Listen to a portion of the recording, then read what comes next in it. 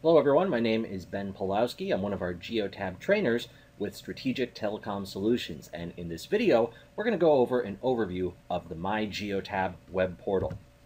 Bit of an overview on GeoTab. It is an expandable plug-and-play vehicle telematics platform, and 95% of the time it is just that, plug and play. So typically you would plug it into the diagnostic port of the vehicle, start the engine, let it run for a few minutes, and at that point you should be able to start tracking it in real time.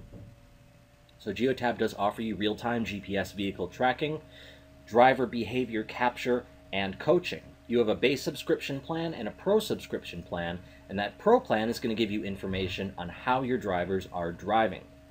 GeoTab is going to give you information on vehicle health and performance, offers breakthrough accident detection and notification, Excel-based reports, and web-based maps and reporting.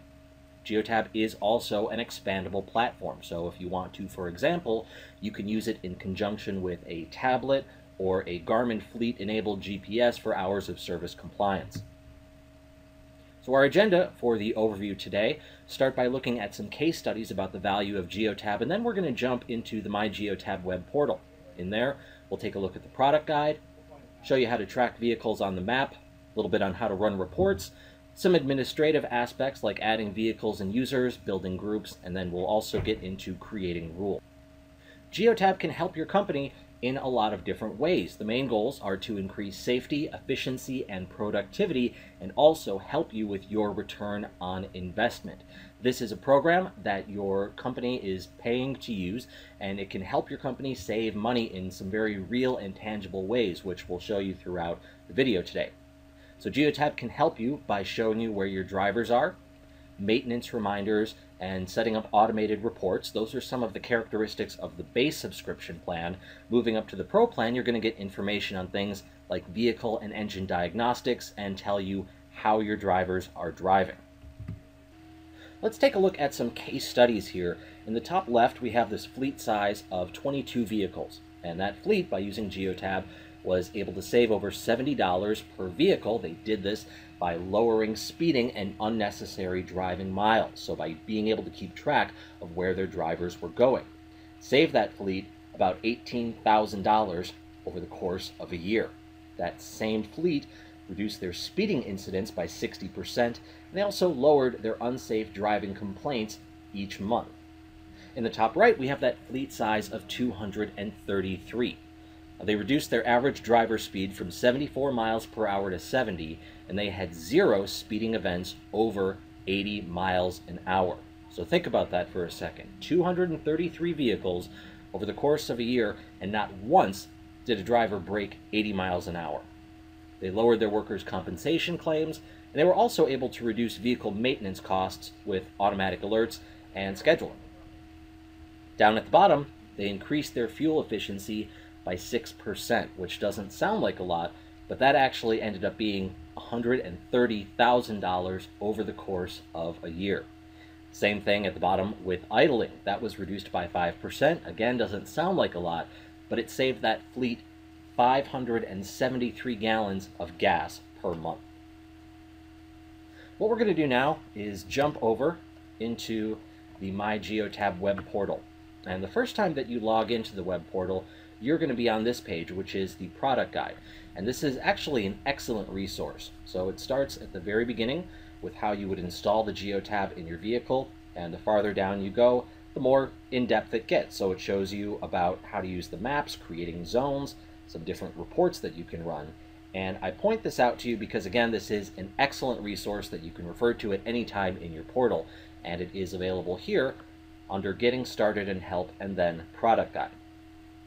Let's move over to the map screen, and I want to show you how you can track your vehicles. So you can track all of the vehicles in your fleet in real time.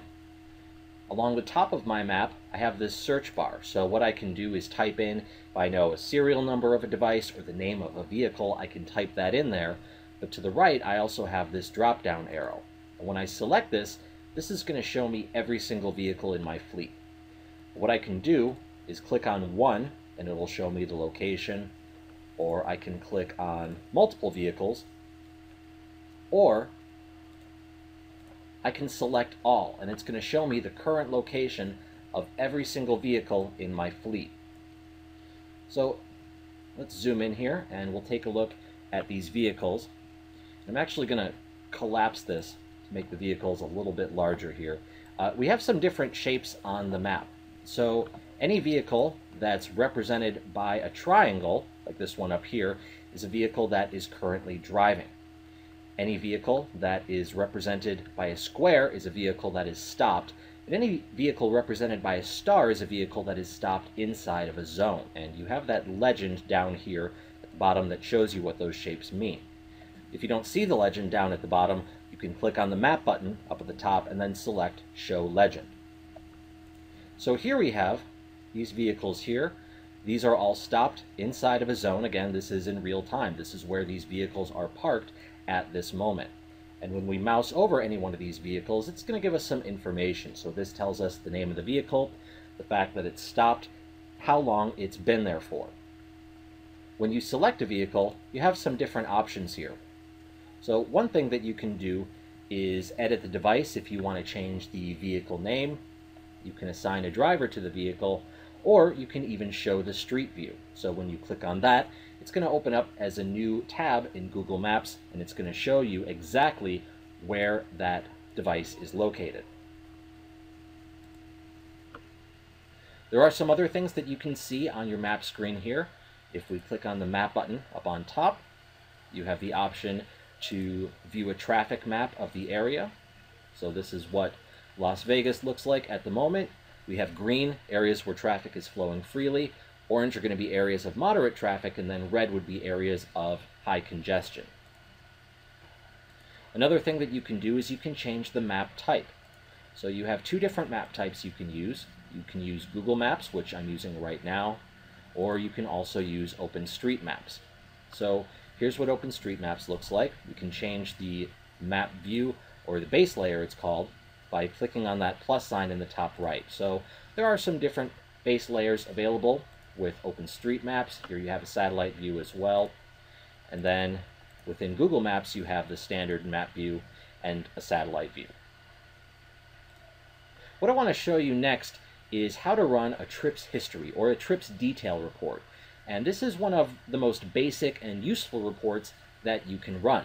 This is a report that's going to show you where your vehicles have stopped, how long they stopped for, how long they drove, how far they drove, and their idling times.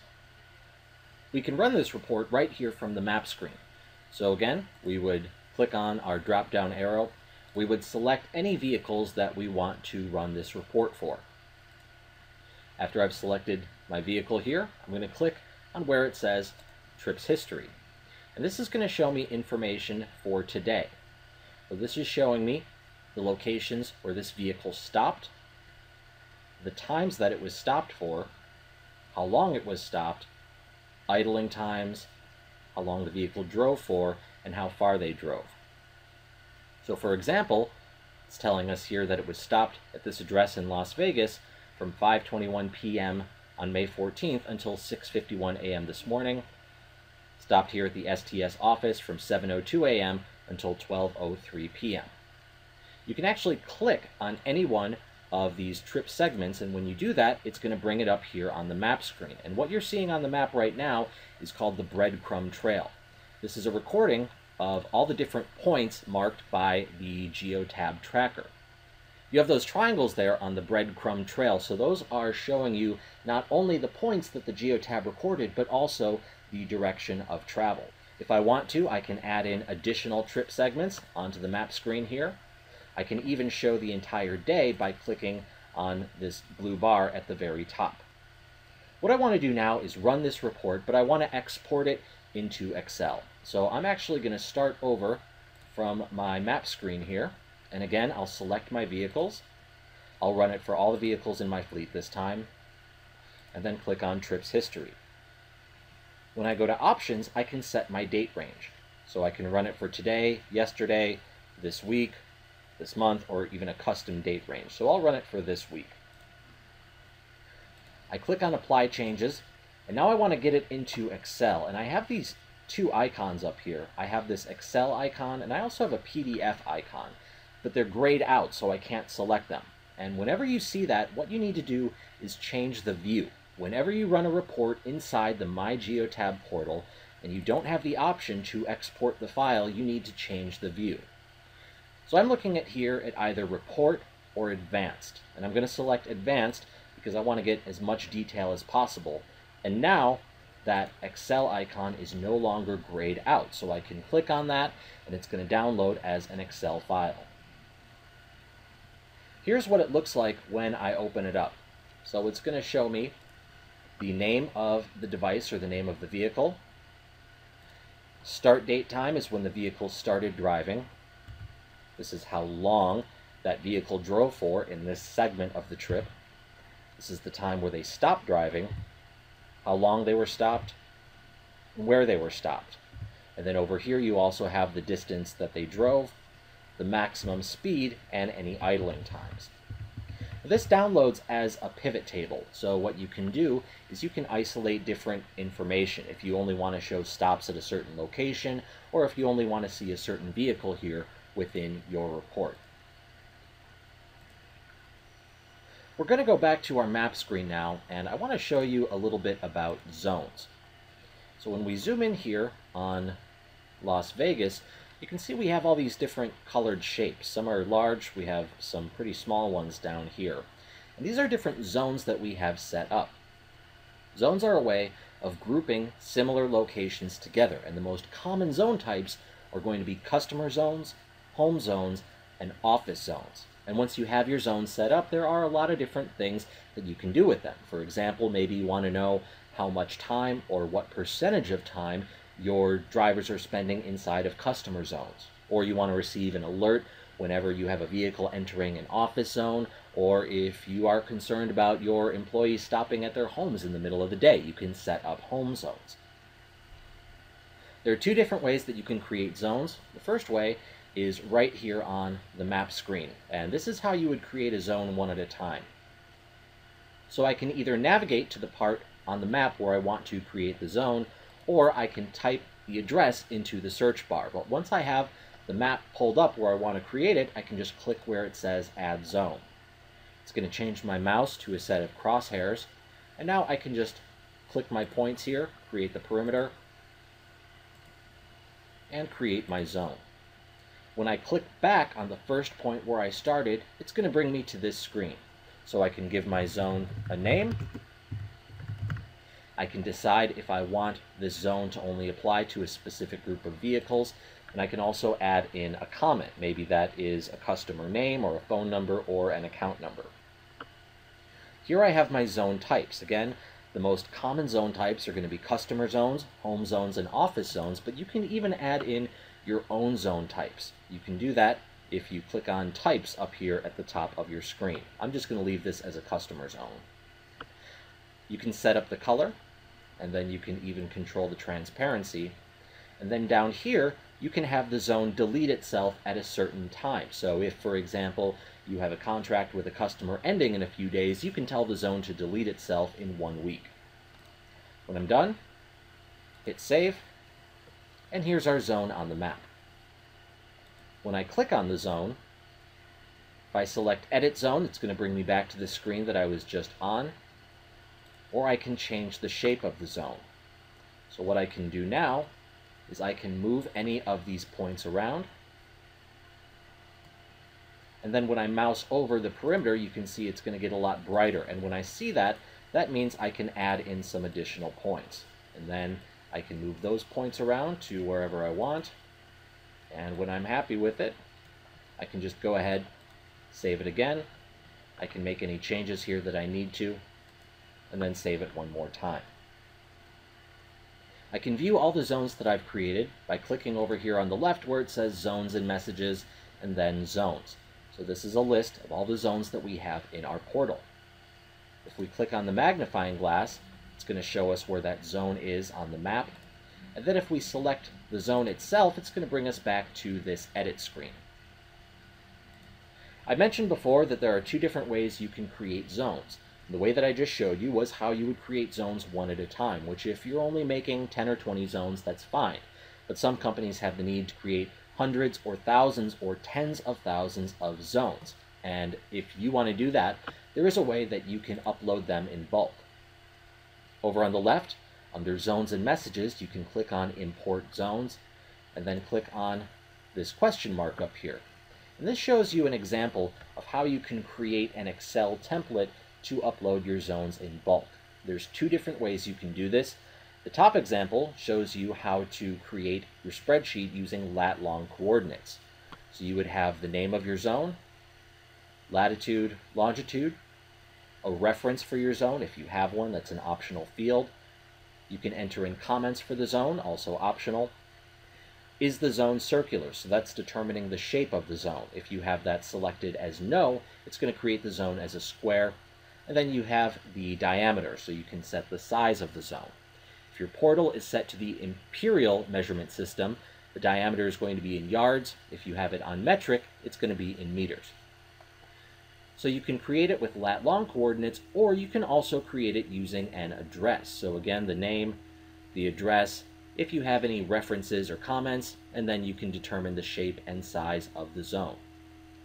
So either or, you don't have to do both ways. I would recommend, though, if you have the option, to create the zone using lat-long and coordinates. The reason for that is that sometimes the portal is not able to find an address. Maybe it's an address that was built very recently, and it'll reject that address. That's not going to happen with lat-long coordinates. Once you've created your spreadsheet, you can come back to this screen, find the file, and then upload it into your portal. Let's move out here to the dashboard. And the dashboard is sort of the main screen of your portal. And you can customize this with a lot of different reports. So we have here a lot of different reports. We have a pie chart, we have a graph. Down here we have some text-based reports. And you can determine exactly what reports are going to show on your dashboard. One report that's very useful is this watchdog report, and this is going to tell you at a glance how many of your vehicles are communicating and how many are not. What this is telling us is that right now we have 7 vehicles that are communicating. We have 1 vehicle that's been offline for between 3 and 21 days, and then we have 1 vehicle that's been offline for 21 days or more. Any one of these reports you can download just by clicking on it, and it's going to download as an Excel file. So with this watchdog report, the first page that we see just explains a little bit more on how to read this report. But when you click on the report tab down at the bottom, it's going to give you some more information. So for example, the name of the vehicle, what group the vehicle belongs to, the last address that that vehicle communicated from, the last date and time at which it communicated, and if it's not communicating, how many days it's been since it has or since it's moved. And then you also have down here on the right the serial number of the device, the status, and when you click on Open in Browser, that's going to show you in Bing Maps where that vehicle last communicated from. Another report you have on the dashboard that's particularly useful is this basic driver score. And what this does is this takes into account speeding events, idling events, and after-hours usage, and it assigns points for every single one of those instances. So obviously you don't want to be accumulating points for speeding or idling or driving when you shouldn't be. Lower the points, the better you're doing. So we can click on this report to download it, and it is color-coded, so it's going to show us if the points are coming from speeding or from idling or from after hours. So let me make this a little bit bigger for you here. So you can see who's accumulated the most points, who's got the least, and also where the points are coming from. So this driver, pretty evenly between speeding, idling, and after-hours usage. A couple of the drivers down here, not really any idling, just speeding and after hours for the most part. And then it totals up the points here in this table. If you click on the Report tab down at the bottom, this is going to break down the information even more. And this report is actually run for last week. So it shows here the name of the vehicle. This column tells you how long the vehicle drove for last week. So this first vehicle drove for 16 hours, 35 minutes, and 29 seconds. This vehicle drove for 3 hours, 40 minutes, and 32 seconds. Here you have speed limit 1, speed limit 2, and speed limit 3. The defaults for those are 70 miles an hour, 75 miles an hour, and 80. So what this is telling us is last week, this vehicle broke 70 miles an hour 77 times, broke 75 miles an hour 50 times, and broke 80 miles an hour 17 times. That vehicle received 3 points for speeding, which is the maximum that you can get in any category. If you want, you can change those speed limits in your portal. If you go to Administration, System, and then System Settings. The next topic that we have here on our basic driver scorecard is idling. So this column tells us how many events that each vehicle had where they idled for more than 5 minutes. So that same vehicle that received the maximum number of points for speeding, not once did they idle for more than 5 minutes in this date range. This shows how long they idled for. So 10 minutes, 39 minutes, 0 minutes, 17 minutes. And then you have here idling as a percentage of driving time. So this vehicle, 39 minutes of idling, 3 hours and 40 minutes of driving. So idling represented 18% of the driving time, which is a fairly high figure. Normally, you want to keep it in single digits if you can. Although sometimes we do see it drifting up here, 20, 30, 40, 50% even. Points are assigned based on idling as well, and then you have the after hours usage. So this takes into account how far they're driving, how many times they're driving, and also how much they drove overall after hours or not, and then assigns points based on that. Down here at the end, you have the combined points, so that's going to tell you everyone's final score. Now we're going to jump back into our PowerPoint for just a moment. I want to give you a little bit more information on how GeoTab can help you. So here's some information on the average cost of insurance. Average cost to operate and own a sedan in the US is about $9,000 per year, but drivers are eligible for good driving discounts. So the average insurance cost annually was about $1,000 per driver, but eligible for up to a 42% reduction for safe driving, which was about $430 per driver per year. And that goes back to being able to monitor not just where your drivers are driving, but also how they're driving. And once you have that information on how they're driving, you can start to influence that and control it. Here's some information on the average cost of tires and brakes.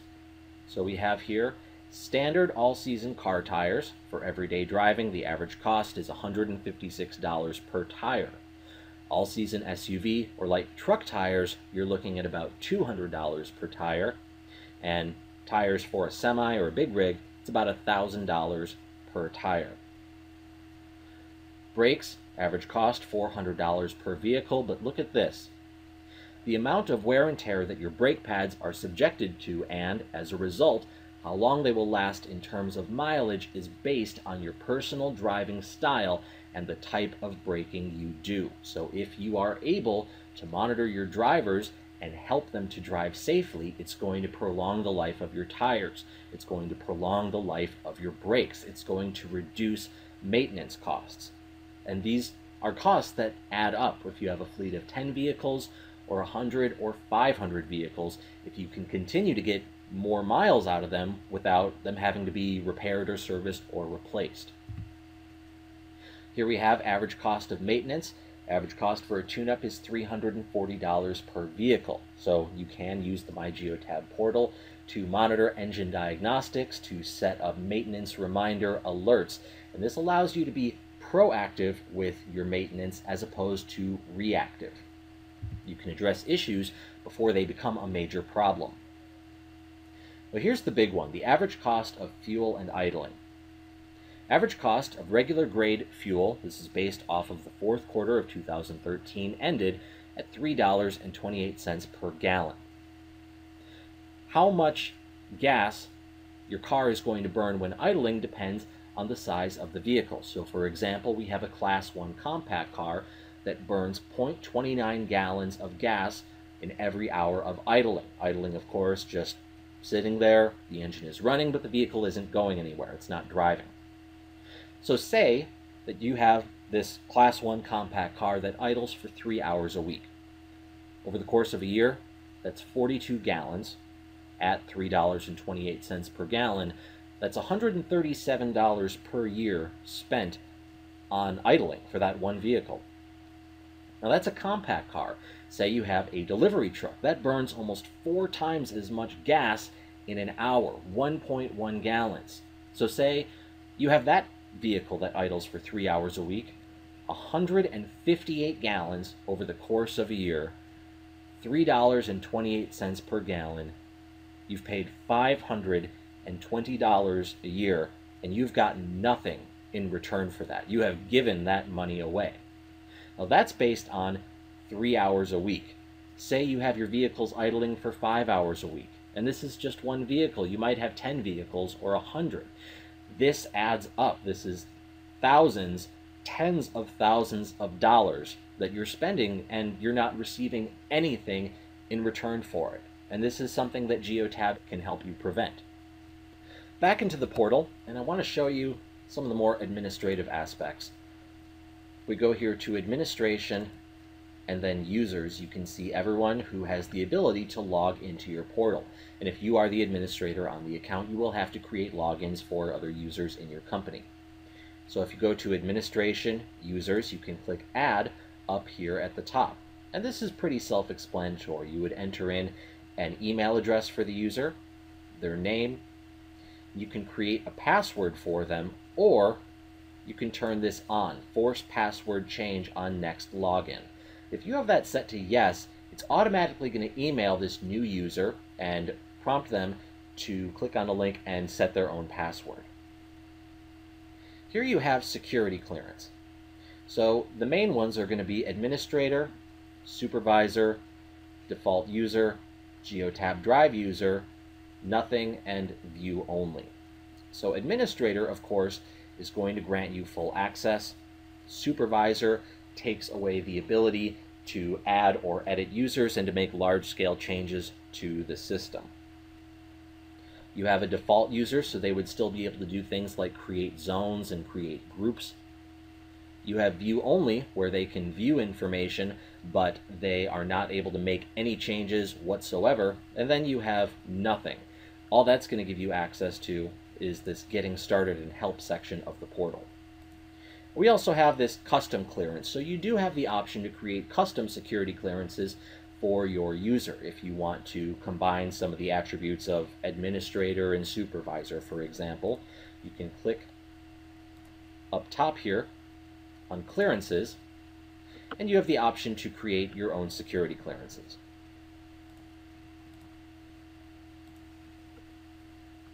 Here we have data access, and this is tied into groups.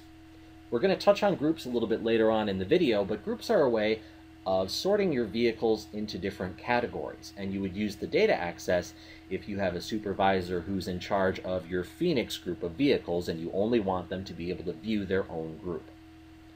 You have some optional fields down here at the bottom like designation, employee number, and any general comments that you have. Under the Driver tab, you can select if this user is a driver, and if you're using the key fob system, you can enter that serial number here into the NFC key field. And then you have options, where you can select things like imperial or metric, the date format, and most commonly, the time zone. So here's how you would set the time zone for a new user, for a different user. If you want to access your own options, you can just click on your email address in the top right, then click Options, and it's going to bring you back to the same screen, but for your own account. When you're done with all that, you can go ahead and click Save, and that's going to create your new user. So I mentioned groups a few times. I'm going to jump over here and go into Rules and Groups, and then Groups. So you can organize your fleet in a lot of different ways. For example, you can organize your fleet by different departments: inspection, maintenance, management, operations, and so on.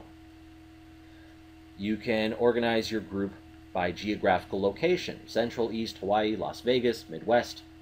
Or you can organize it by vehicle type: cargo van, dump trucks, forklift, golf cart. The list goes on. And you can see here, of course, that you can create groups within groups within groups.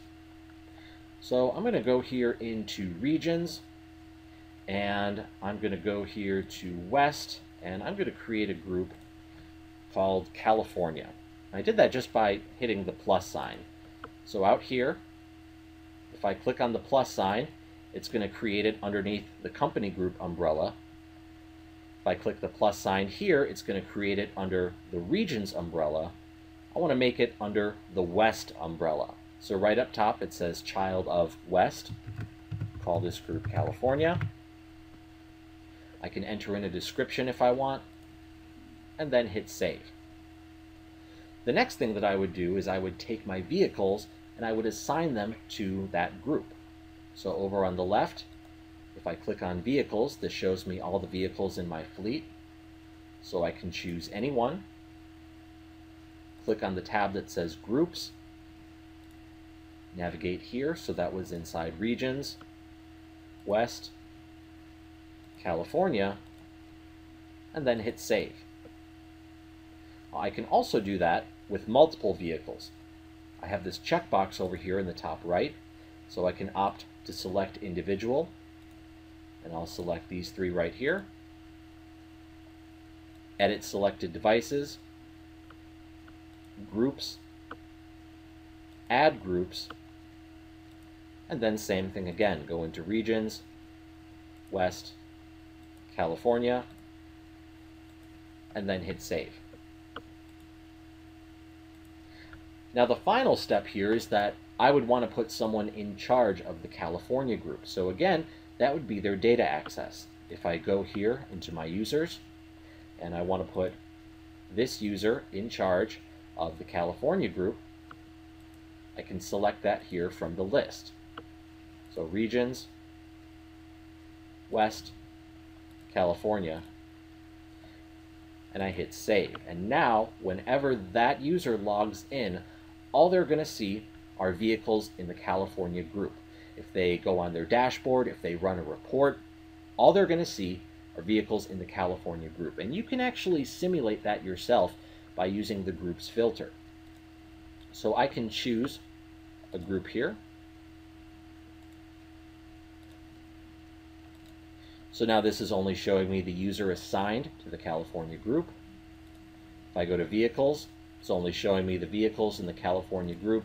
Even my dashboard now, my watchdog report, only shows me 4 vehicles. So this groups filter gives you an idea of what that data access is going to look like, how it appears to another user. If we click on vehicles over here on the left, this is going to show us all of the vehicles that we have in our fleet. So this tells us the name of the vehicle, the serial number of the geotab in that vehicle, what version of the geotab it is, and the magnifying glass over here on the right will show you where that vehicle last reported from on the map screen. If you click on the vehicle, you can make some changes. So for one, you can give the vehicle a different name, and you can name it whatever you want. Again, the device type and the serial number. We can see that this device is on the Pro plan. Remember, we had Pro and Base. And in this field, you have the vehicle ID number, or the VIN number. And this is going to be populated automatically on a large number of newer vehicles. We're typically looking at vehicles 2008 and newer that are going to have that ability. You can enter in the license plate if you want, and then the same thing with the odometer. That's going to be a characteristic of newer vehicles. What you might see, if you have a vehicle that's 50,000 miles on it, you might see a number in that field like 500. And if you see something that's very off like that, what that's telling you is that it's not able to pull in the odometer data, but it's just going to record how many miles have been driven since the geotab has been installed. And if that is the case, you can actually enter in whatever number you want in this field, and then just hit save up at the top. Down here, you have current engine hours, and then optional comments or their state or province. You can set up driver feedback here. So for example, if you want the geotab to beep at the driver when it hits a certain RPM, or if you want it to beep at the driver when they've been idling for a period of time. This is very useful. It is a good way to give drivers feedback right there on the spot and correct their behavior, but I would suggest using it sparingly. You need to make sure that the drivers know why the device is beeping at them and what behavior it is trying to correct. If the device is just beeping at them all the time and they don't know why, that's something that's going to be ignored. Also up here, we have groups. So same as before, you can assign vehicles to be in certain groups. You can even assign them to multiple groups. Let's take a look at our rules. So over here, we have rules and groups and then rules. And all the rules that we see in this list are going to apply to every single vehicle in your fleet. The first three rules that we have here are our aggressive driving rules. So we have harsh braking, hard acceleration, and harsh cornering. These are all based off of the size of the vehicle. We have this slider bar here in the middle. So you would want this turned all the way up to the right if you had a semi-truck. It would be all the way down here on the left for a compact car, and then truck, cube van, delivery van, maybe somewhere here in the middle. You can come back in and you can change this. So if, based on the size of your vehicle and the driver, you feel you're getting excessive alerts, you can actually come back in, you can turn this down a little bit, and then just hit save. But all of these are measuring braking, acceleration, and cornering based on the G-force. The GeoTab has a built-in accelerometer that is accessible when you are on the Pro plan. So even if you're on the base plan, you'll be able to see these rules in your portal, but if you turn them on, they're not going to do anything. But the accelerometer is capable of detecting very small changes in motion, so that's how we're able to track that. Here we have our speeding rule. This is based off of speed in relation to the speed limit. Remember, in our basic driver score we were looking at earlier, that was based off of 70 miles an hour, 75, and 80. This is different. This is based off of the speed limit. We have this rule set right now to 8 miles an hour over the speed limit. Here we have a rule based on seatbelt usage. Again, this is going to be a characteristic of newer vehicles, typically 2008 or newer, are going to be able to monitor and transmit that information. But the rule is triggered when the vehicle is moving at over 6 miles an hour and the driver is not wearing a seatbelt. The next one we have is after-hours usage. This is particularly helpful if you have your drivers taking the vehicles home at night. If we go here into Edit Work Hours, we can have different sets of hours for our fleet. So I'll just go here into Standard Hours. And you can see how it's set up now. Sunday, 5 a.m. to 2 p.m., Monday, 5 a.m. to 2 p.m., Tuesday, 5 a.m. to 3 p.m. You can create your work hours. You can assign vehicles to work hours. And then, if you have this rule turned on, any vehicles driving outside of their assigned work hours are going to break that rule. Next, we have a possible accident alert. This is also based off of accelerometer data. If the device is able to detect a change in speed of 15 miles an hour or more in 1 second. If you are going to have this rule turned on, make sure that you have the GeoTab device secured or tethered within the vehicle, because if it is hanging down and a driver accidentally kicks it, that is going to break the rule. Here we have a rule for idling. So this is set to 8 minutes. Again, idling is when the vehicle is running, but it's not moving. It's just sitting there. Most fleets do have this rule set to between 5 and 10 minutes, but it depends on the nature of the work. It also depends on the location and the time of year. If you're in the Northeast in January, you may want to bump that idling time up a little bit. The rest of the rules in this productivity category are based off of the creation of zones. So for example, we have this one here, unauthorized home stops. You can edit your work hours, and it identifies when vehicles stop in home zones in the middle of the day. The one below that is similar. You have too much office time.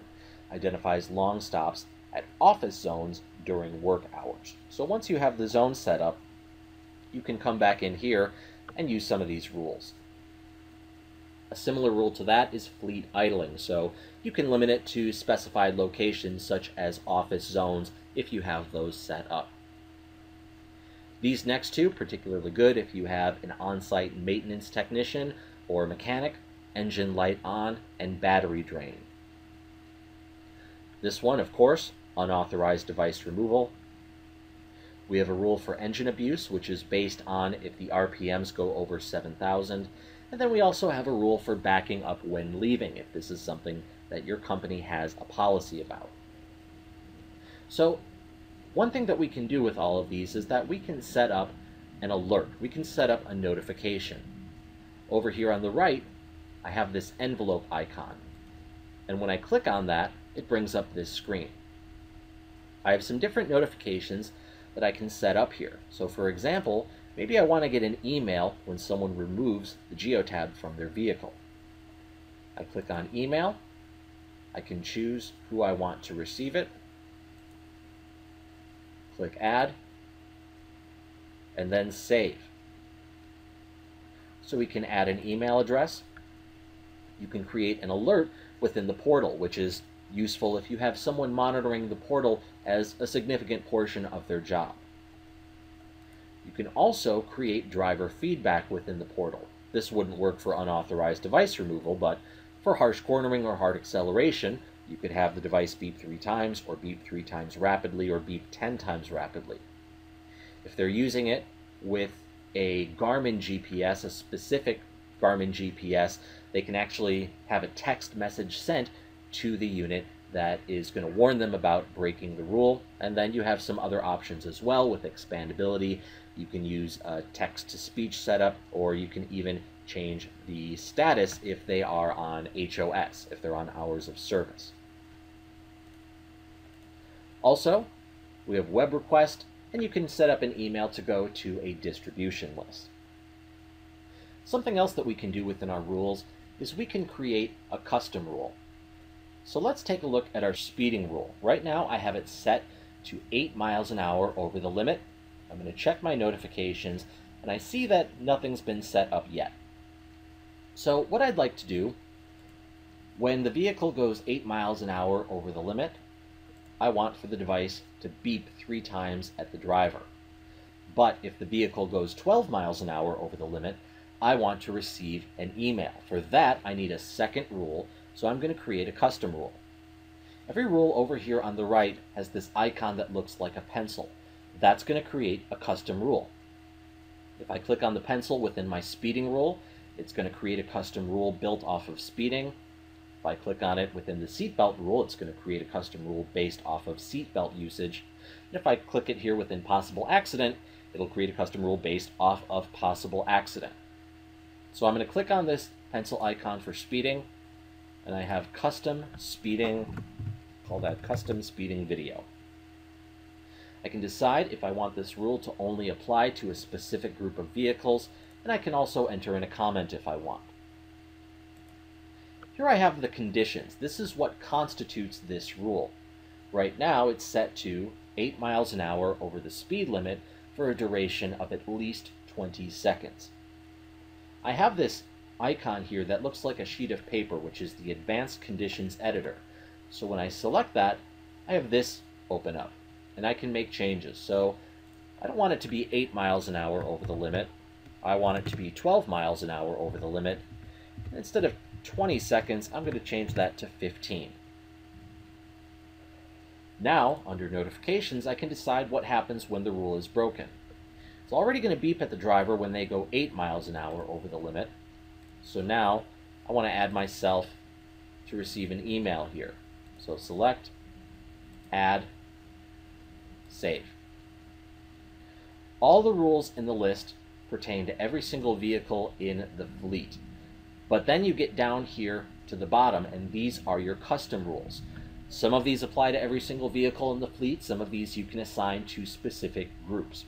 But here's this one that I just made, custom speeding video. So just to go in and review, here I have my conditions, 12 miles an hour over for 15 seconds, and my notification, which is an email.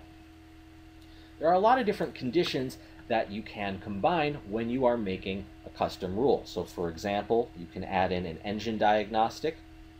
You can create a rule based off of entering or exiting or being inside of a zone.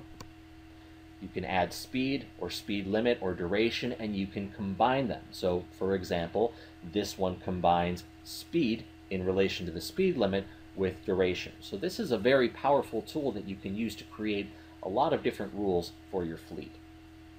You can run a report to see what rules have been broken, and this is an exceptions report. This is over here on the left under Rules and Groups and then Exceptions.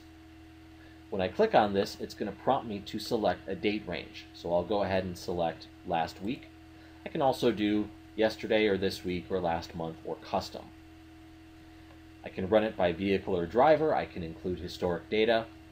I can run it for a single vehicle or multiple vehicles or for everyone. I'm going to select all. And then I can choose what rules I want to show in this report. So I don't want to show all of my rules here. I'm going to select my aggressive driving rules, idling, and speeding. When I hit Apply Changes, it's going to bring up this information, and this is sorted by rule. So here we have speeding, we have idling, we have hard acceleration, harsh cornering, and harsh braking. So looking at hard acceleration, here we have the name of the vehicle. And what this tells us is that in this date range, which was for last week, this driver broke this rule 21 times. It also gives you the distance and the time that was accumulated while they were breaking the rule. Hard acceleration is a very, very, very short event, which is why you don't really have anything in those fields, as opposed to speeding, where we have 44 instances, 48 miles, 41 minutes and 2 seconds.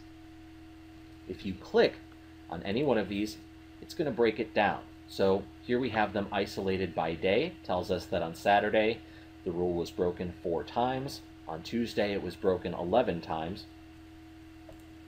If we click on it again, if there are enough instances of the rule being broken, it'll even break it down by hour. Over on the right, you have a magnifying glass, and when you click on that, it's going to show you where this vehicle was on the map when they broke the rule. And you can see it's represented by those red portions on the breadcrumb trail. If we click on it one more time, it's going to narrow it down as small as possible. So we have here the time that the rule was broken, how long they broke it for, how far they traveled while breaking it, where they were when they broke it, and even tells us the speed. So the degree to which the rule was broken. We see here 58 in a 45, 48 in a 35, 84 in a 65. Just like before, if we want to, we can take this report and we can get it into Excel. So I'll back up here. Again, I have my Excel icon and my PDF icon. I can export it by changing the view. I can run a summary report or a details report. I want the most information I can get, so I can select details. I have here a default report or an advanced report. So I'm going to select advanced details. Now I can click on it. It's going to download as an Excel file. And I can open it up and it's going to show me all of my exceptions. So here we have a pivot table. You can isolate different devices or drivers if you only want to view certain rules. So if, for example, right now, I only want to view instances of speeding. Here it's going to tell me the details, how far they drove, and for how long they were breaking the rule. This is a report that you can automate. You can put it on your dashboard, or you can have it emailed to you or to certain groups, or to everyone who has access to the portal. There are actually a lot of different reports that you can automate within the MyGeotab portal, and you can access these by clicking over here on the left and going to Administration, Reports, and Report Views. If you have any custom reports, those are going to appear in the list first. But if you don't, the first time you come to this page, it's going to start right here where it says Built-in Reports. These are all the reports that come pre-programmed into your portal that are ready to go. Again, you can put them on the dashboard, you can have them emailed out, or both. So you can run here, for example, an audit log, which is going to show you changes that were made to the portal. You can run here an advanced congregation report. You can view here this advanced customer visit details report. So this is going to give us information on what zones were visited. So just to show you a demonstration of how to do this, I'm going to select this one, Advanced Customer Visit Details. So I select the report, And if I want to put it on my dashboard, I'm going to click on the Dashboard tab and turn it on. Here I can select the date range if I wanted to show data for today or yesterday or last week. So I'll have this show data for yesterday, how often I want this data to refresh, and when I want it to refresh next. That would be the next run. For assets belonging to is asking if we only want this report to be about a certain group of vehicles. I'm going to leave it as everything, so it's going to be about everyone in my fleet. Display dashboard to myself, you do need to make sure that this is turned on. And then below that, you can choose who else in your portal you want to be able to view it. So I can make this report visible to members of certain groups. I can make this report visible to everyone in the company who's able to log in, or I can leave it at just me, which is what I have it right now, and it says only one user will see the dashboard. You're often going to have some additional report options down here at the bottom, so I can run the report by device or by driver, and then I can choose if I want to isolate a certain zone type. I'm going to leave this as all zone types. I hit save, I go out to my dashboard, and here it is, Advanced Customer Visit Details Report. And like every other report on the dashboard, I can just click on it to download, and when I open it up, it's going to give me a lot of detailed information on the zone, what type of zone it is, the distance traveled, what time they arrived at the zone, how long they were in the zone for, and when they left. You can set up a report to be emailed through pretty much the same process. If I go back here, Administration, Reports, I actually have Report Views, Dashboard, and Emailed Reports. Dashboards is going to show me a list of all the reports on my dashboard. So I want to go back into this Advanced Customer Visit Details Report, those options. So I'm going to click on Dashboards. And here it is, Advanced Customer Visit Details Report. If I want to set up an email, click on the Email Report tab, turn it on. I can have it email as a PDF file or as an Excel file, and again select my date range. Refresh every is how often this report is going to send out. This one ranges from between every 30 minutes to every 4 weeks. Next run will be when the email is sent out next, and then assets belonging to if I only want the report to show a certain group. Send the scheduled report to myself. Again, make sure that's turned on, and then you can choose if you want members of a certain group to receive the report, everyone in the company, or just me. And you also have these additional report options down here at the bottom as well. Just hit save when you're done, and that report is going to email out at the next runtime.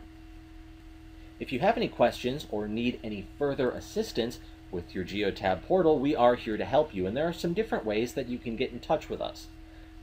If you click on the support button up top, here you have our URL to visit us online, our phone number if you want to give us a call, and here's our address if you want to come visit us in Las Vegas. Up in the top right here, this icon is going to open up live chat, and we are available for live chat Monday through Friday from 5 a.m. to 5 p.m. Pacific time. And then finally, you have this Learning Center link. And this is going to take you directly to our website, stsfleetsolutions.com/support. So you can visit here if you need to open up a support ticket, if you have a question or you're having a problem with a device. And then you can click on this training tab if you want to register for our weekly overview training or Wildcard Wednesday training webinar, or if you want to schedule some one-on-one advanced training. So once again, this is Ben with Strategic Telecom Solutions. Thanks to everyone for watching.